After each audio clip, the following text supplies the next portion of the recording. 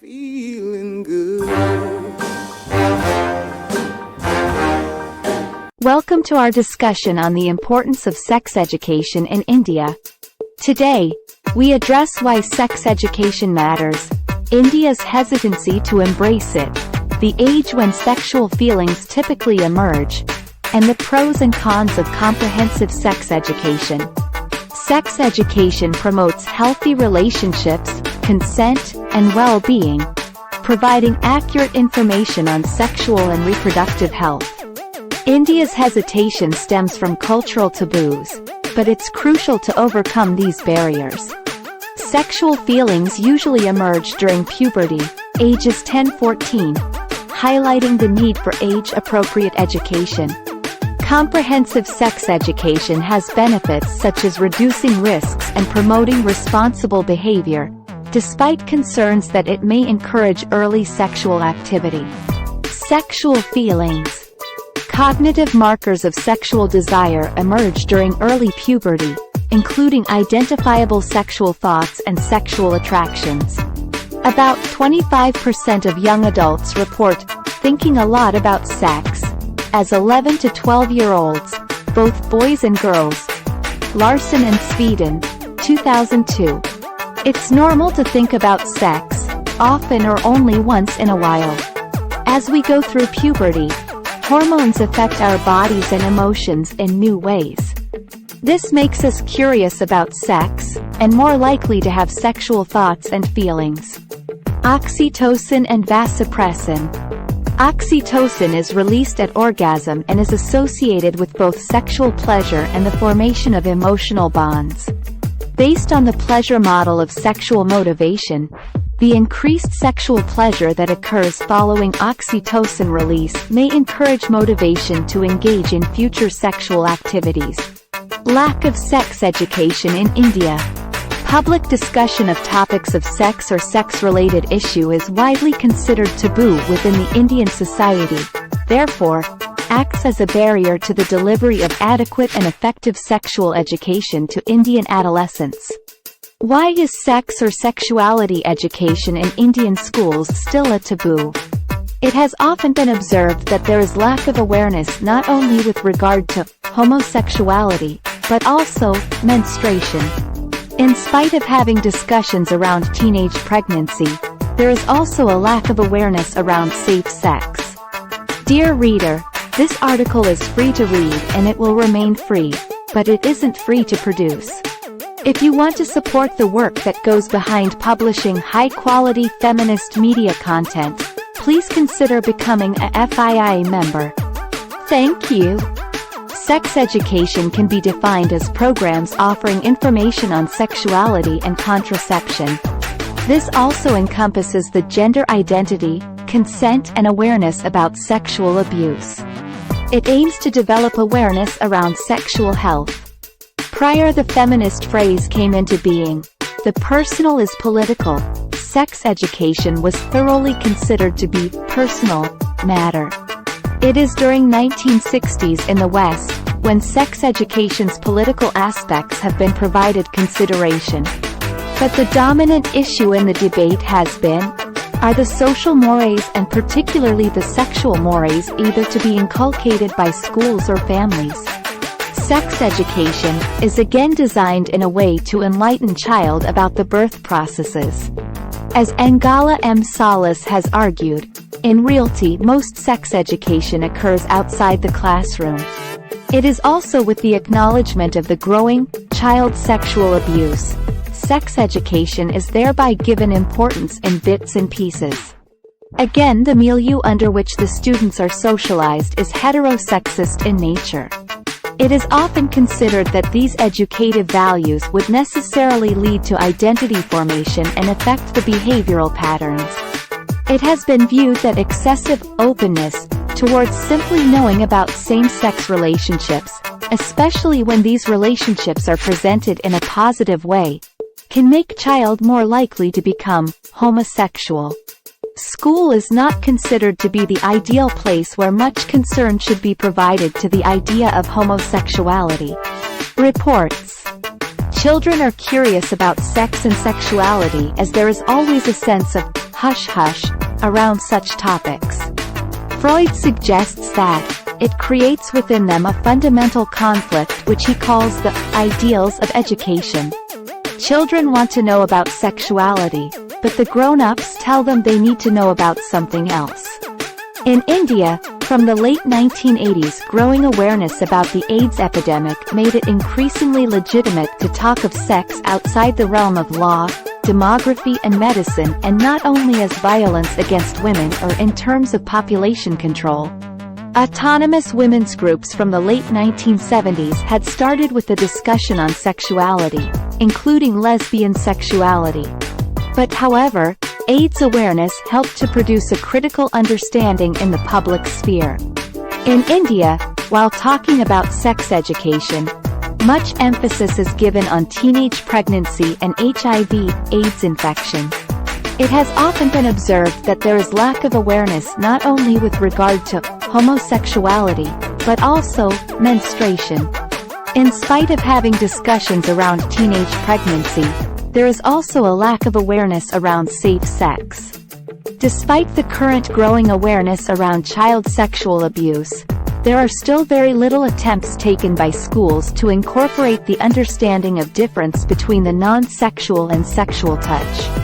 A study conducted by the Indian Ministry of Women and Children Development and carried out by UNICEF and Prayas, a non-governmental organization, provides us insight about these issues. They interviewed 12,247 children and 2,324 young adults in 13 Indian states.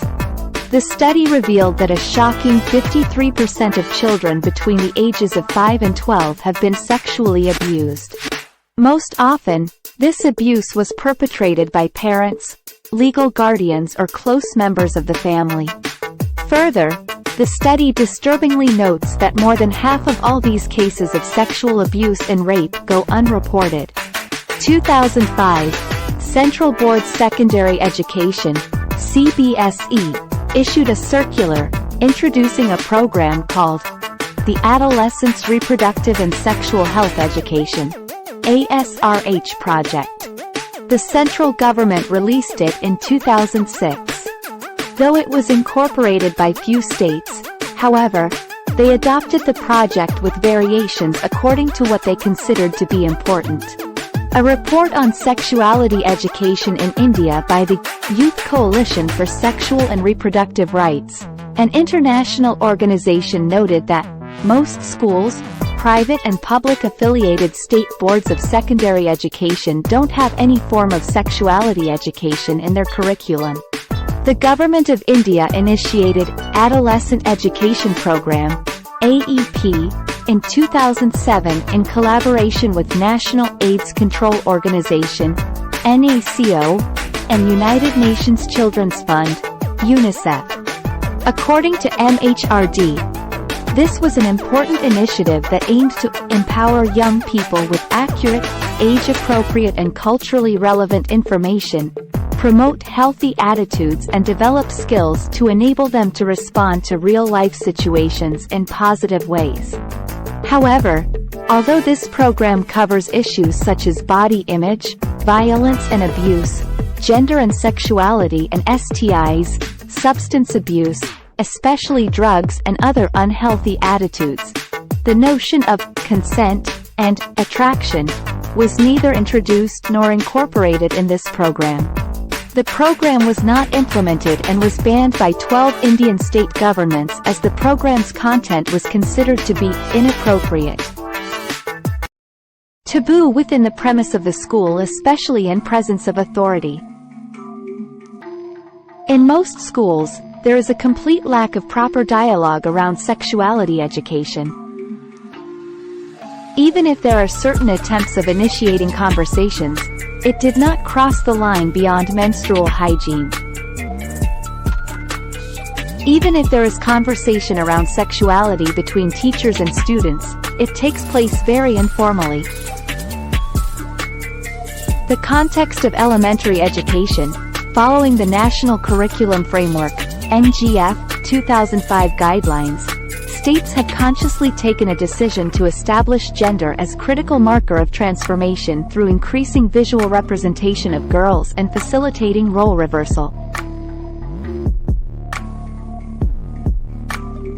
It has been claimed in the report that most of the states have incorporated the gender sensitization in their regular School Management Committee (SMC) training modules to deal with issues such as enrollment, retention and completion of education of girls, creating suitable atmosphere for girls in schools, rapport with female teachers for discussing gender awareness, etc.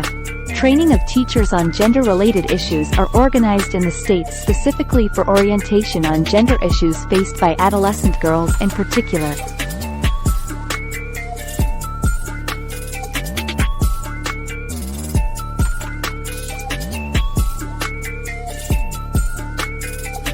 The curriculum of sex and sexuality education is essential for the students to be sensitized from a very young age. This is also important to be taken into account that the content must be contextually relevant and age-appropriate.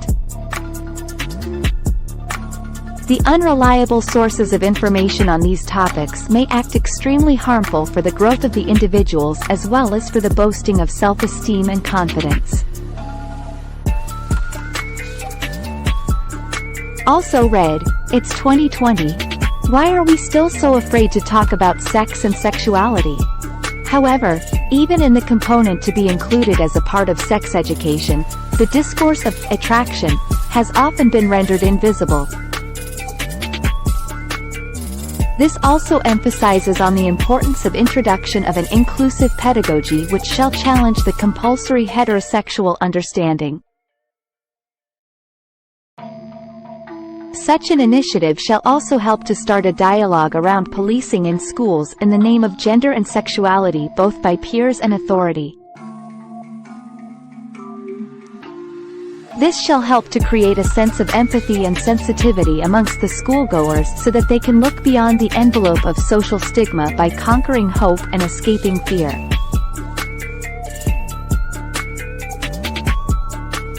Sex education. Sex education is an educational principle that raises awareness about various sexual changes and processes in the body. Its goal is to raise awareness about sexually transmitted diseases and safe sex practices.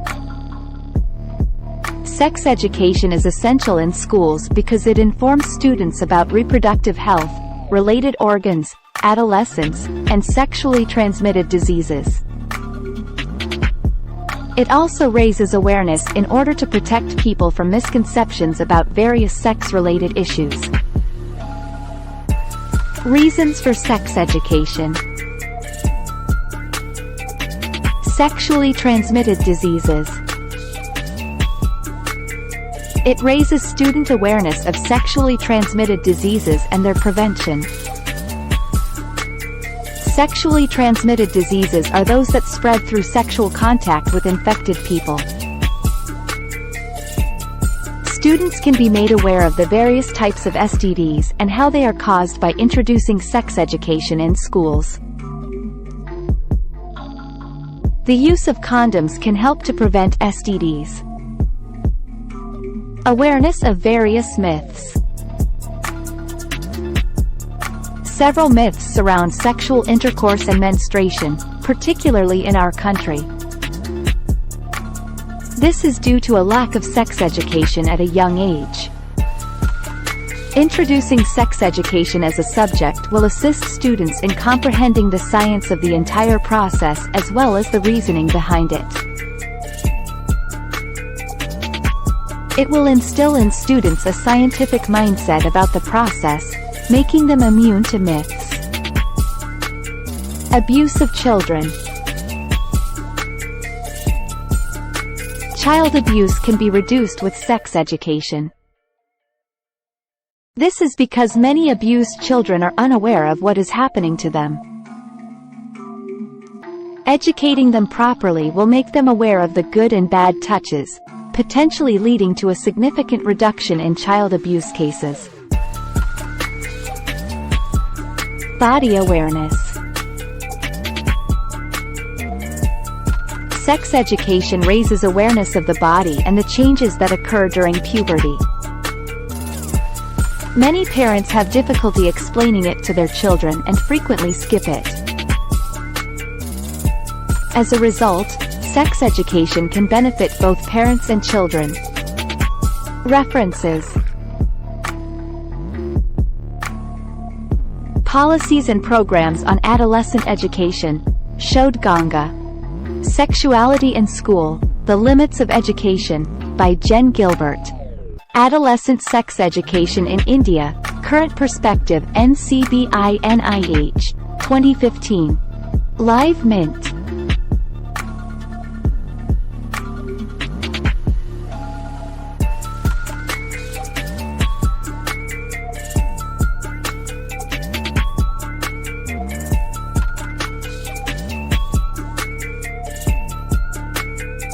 Press Information Bureau, Government of India, Ministry of Health and Family Welfare. Why is sex education important in India? By Arth Ray Viji. Sex is also very normal thing in our life. Public discussion of topics of sex or sex-related issue is widely considered taboo within the Indian society, therefore, acts as a barrier to the delivery of adequate and effective sexual education to Indian adolescents. Indian were shy about making discussion or talking about sex things is taboo. And they think if we making discussion about sex matter about it should be vulgarity. Indians should be know about sex education. At age of 11-12 they get more sexual fantasies feelings because of oxytocin is released at orgasm and is associated with both sexual pleasure and the formation of emotional bonds. Based on the pleasure model of sexual motivation, the increased sexual pleasure that occurs following oxytocin release may encourage motivation to engage in future sexual activities. Sex is common thing. At certain time at certain period it will happen. Everyone should be experience that feeling according by their certain periods of time. Our humble request, please don't make it bad. It also a common stuff happens in our life. At least give clarity to children clean and proper manner about sex education and thank for watching. Have a good day. Smile.